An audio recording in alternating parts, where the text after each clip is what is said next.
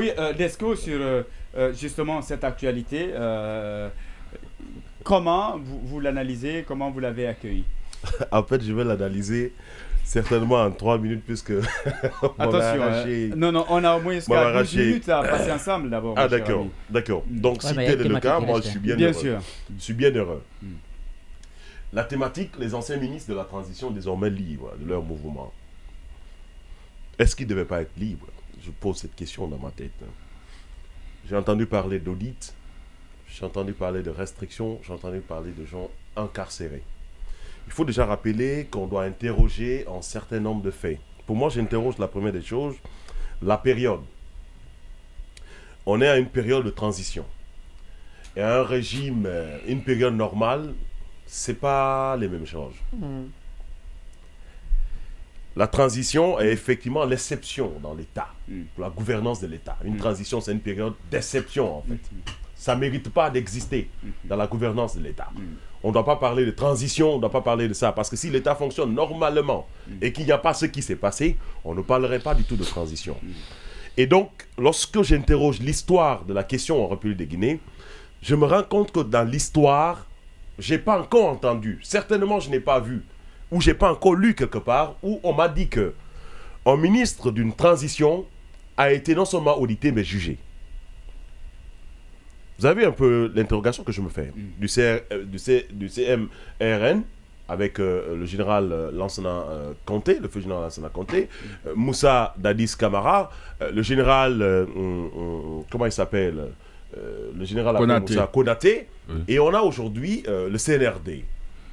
Sauf que ils n'ont pas mis les autres ministres en prison pour corruption. Et donc, on se réveille aujourd'hui avec une culture de non-audit pour les gestionnaires des périodes de transition.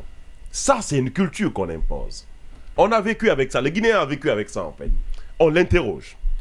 La deuxième des choses, c'est que, pour moi, les audits dont on est en train de parler, on a des rapports qui ont été déposés. De passage, quand même, il faut qu'on rappelle dans ce studio que le CNRD est venu avec une charte qu'il a élaborée. Une charte dans laquelle il a mentionné qu'aucun événement, c'est-à-dire rien ne devrait justifier les violations des droits et des libertés publiques. C'est le CNRD qui a amené, c'est lui qui l'a écrit. Donc on ne me dise pas que c'est une transition, mais c'est un engagement aussi qui devrait être respecté. Une transition qui a une constitution. Qui a une constitution. Voilà, donc il faut la charte de la transition, non.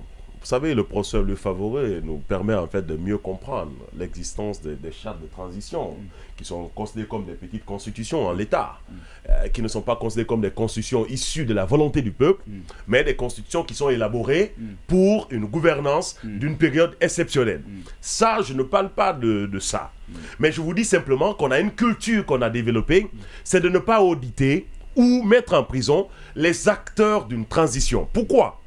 Parce que chaque fois qu'une transition s'installe, lorsque la transition est en train de finir, il se crée, il se taille des textes et des lois sur mesure pour ne pas qu'ils soient inquiétés à l'issue de cette transition. Même à côté de nous, vous rencontrez le cas du Mali, c'est un exemple. Le cas du Tchad, c'est un exemple. Et le cas du Burkina sera un exemple pour tout le monde. Et même du Niger ne manquera pas. Vers la fin de la transition, les textes qui vont venir vont couvrir ceux qui sont aujourd'hui au pouvoir. Ce qui fait que, dans l'histoire de ce pays, on n'a jamais eu l'occasion de conduire les gestionnaires d'une transition vers la prison ou même vers un clair, ce qui est en train de se passer. Il y a une partie de l'histoire du pays qui est passée à l'histoire. Puisque c'est une période exceptionnelle, en ce moment, sont épargnés. La même transition conduit. C'est la part connue du grand public. Si on arrive à masquer et de ne pas. Et s'il faut dire cette redevabilité quand même au grand public. On va se comprendre. La redevabilité. La redevabilité pendant cette transition ne peut être une règle, c'est cela. Je vous dis en fait. D'accord, on y va. Je pars d'un constat. Vous racontez un peu l'histoire. Personne ne dit le contraire de toute façon de ce que je suis en train de dire. Je te rappelle que le ministre Yaya Sow a été débarqué de son poste ici.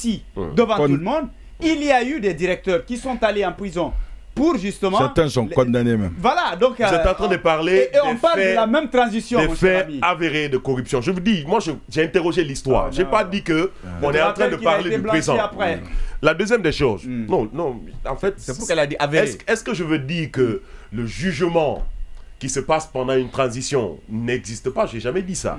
J'ai simplement dit que sur les questions d'audit, de contrôle, de la gestion des gens de la transition, c'est rare en Guinée de le constater pour nous dire, dans l'histoire des transitions, on n'a pas encore vécu cette réalité-là. Les codes de contrôle, on les a demandé. La deuxième des choses, ok, vas-y, on va te laisser. La deuxième des choses, c'est que la Guinée a des corps de contrôle. Je parle bien sûr, c'est là, il y a l'IGE, il y a l'IGF, et puis il y a la Cour des comptes. Si l'on doit arrêter les gens, parce que simplement on a eu des allégations de corruption sur eux, sans que l'on le maintienne dans le rapport de l'IGE, le rapport que l'IGE a déposé, le rapport que l'IGF et même la Cour des comptes déposent régulièrement, devrait normalement déterminer l'action publique. L'action publique. De dire, telle personne est interdite de sortir du territoire, telle personne ne peut pas se mouvoir. Mais puisque ces éléments de corps de contrôle n'ont pas certainement, pour le dire certainement, eu des éléments flagrants de corruption là-dedans, je vois pourquoi les gens peuvent être libres de leur mouvement. La troisième des choses qui m'intéresse, au-delà de l'histoire, je vais vous parler des périodes d'exception et des périodes normales. Lorsque l'on est dans une transition, c'est que la redevabilité, c'est normal, je vous dis. C'est la transition de Doumbouya qui a légalisé en fait la transition. Là où le président a prêté serment et tout ça. Et on a vu l'arrestation des ministres, des anciens dignitaires, qu'on a mis effectivement en prison. Mais n'oubliez pas les faits qui ont conduit à les mettre en prison. Pas simplement des faits de détournement. Je vous dis clairement. On se rappelle bien qu'on avait interdit à ces anciens dirigeants, Lincoln, si tu te rappelles, de ne pas faire de la politique. D'arrêter les mouvements politiques, d'arrêter les rassemblements politiques. Si tu te rappelles très bien. C'est qui n'est pas normal. Oui, non, je te dis. Ce n'est pas normal. Je te dis en fait qu'au-delà des faits de corruption qui leur sont reprochés, il y avait ces éléments inclus. D'ailleurs, qui a conduit rapidement à leur arrestation sans comprendre le tout. Sur l'audit, c'est quoi? Pour auditer une transition ou pour auditer un gouvernement, il est important d'avoir de l'expertise professionnelle. Ce qu'aujourd'hui, nous n'avons pas les moyens de nous offrir. Ça, je le dis clairement. Parce que la Guinée est une priorité. Même les anciens dirigeants n'ont pas été audités. Voilà le problème. Il y a un problème. C'est ça qu'on parle. Parce qu'on n'a pas de l'expertise. C'est ce que je dis. Donc, si on n'en a pas, pourquoi on les mettait en prison et bien sûr. Voilà le problème. Au bout. Tu vois, oui, mais ce que tu dis, réveille les sens. On n'a pas de l'expertise professionnelle dans le domaine. Parce qu'en fait, l'audit, c'est quoi? C'est une expertise professionnelle d'une personne, d'un agent compétent, indépendant, qui peut partir à un jugement sur la vérification des rapports d'état financier, le contrôle interne, l'organisation, la procédure, mais surtout les opérations. Alors c'est très grave. Mais aujourd'hui, non, pas d'experts. Je le dis. Non, moi... Si avec tous ces corps de contrôle, on nous dit qu'on est en manque de ressources humaines capables de pouvoir faire ce travail. Il y a des cabinets d'audit aussi indépendants. Si on vaut mieux de libérer un coupable que d'enfermer l'innocent quand même. Est-ce que Desco veut dire des raisonnements beaucoup plus simplistes en ce qui concerne la gestion de la corruption dans le pays? Est-ce que Desco veut dire que le pays aujourd'hui n'est pas dirigé? Je ne veux pas dire que le pays n'est pas dirigé. Alors, non, mais si le pays est dirigé, des institutions existent, des institutions qui fonctionnent normalement. Parce qu'il y a une chose quand même qui reste claire, qui rattrape les Guinéens, Le colonel a été applaudi par la majorité des Guinéens, par la majorité, y compris nous qui sommes là. Parce qu'on était dans une situation... On s'est retrouvé devant les faits. Attention. Même si on avait grévé. Mais c'est cool. C'est mon temps de parole, normalement. Non, c'est mon temps de parole. Mais Desco, oui, laisse-moi finir. Laisse-moi finir. En fait... Tu as monopolisé la parole, malheureusement. Oui, tu nous as embrouillés. Ouais, son passage nous a embrouillés. C'est pas possible. En fait, ce sont des logiques claires. Moi, je le fais en m'appuyant sur des éléments. Je vous dis que l'expertise dans ce domaine, on en a un manque. Pour auditer tout un gouvernement, pour auditer tous ces gens-là, il nous faut de l'expertise, mais à en déborder même. Mais on n'en a pas, c'est ça la vérité. On n'a pas les moyens de nous fournir aussi l'expertise. Et donc, l'arrestation de ces anciens dignitaires, leur incarcération, vous avez vu, ça n'a pas respecté aux règles et aux logiques. Non seulement ça n'a pas respecté aux règles, aujourd'hui les conclusions sont avérées. On s'est rendu compte que certains sont en prison Pas parce qu'ils ont fait quelque chose, mais parce qu'on ne veut pas les voir libres. Il faut les libérer. Mais c'est ça, on parle. C'est ce que je dis en voilà, c'est le résumé. Sur la dissolution du gouvernement, le communiqué qui disait non, on retire les papiers, il a rappelé clairement, je ne veux pas revenir là-dessus. Ouais. Lorsque la loi est mise de côté et que les textes sont posés de côté et que l'on agit sur le fonctionnement des coups de tête, ça vient au résultat comme tel. La justice ne peut pas se saisir de ça pour dire non, pourquoi les ministres sont en train de sortir. Parce que dès le départ, la justice n'était pas consultée. Il y a eu un simple communiqué. Oui, il y a eu un simple communiqué dans cette prise de décision.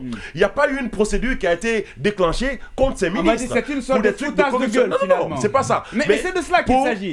On fait croire à l'opinion qu'on a mis des mesures de restriction. Oui, ça c'est ton analyse. Pour moi, c'est pas un foutage de gueule. Non, pour moi, c'est pas ça.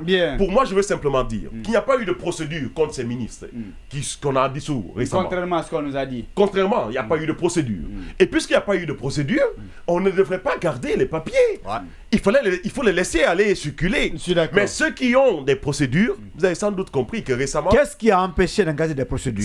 Récemment, voilà, récemment mais la question là, on a limogé certains pour des velléités à un certain niveau de corruption. Et ces gens, automatiquement, parce que la justice était impliquée, ils ont été entendus. Certains ont été blanchis, comme le ministre Yaya. Et d'autres aussi, ils vont les entendre. Mais ça va sur la méthode.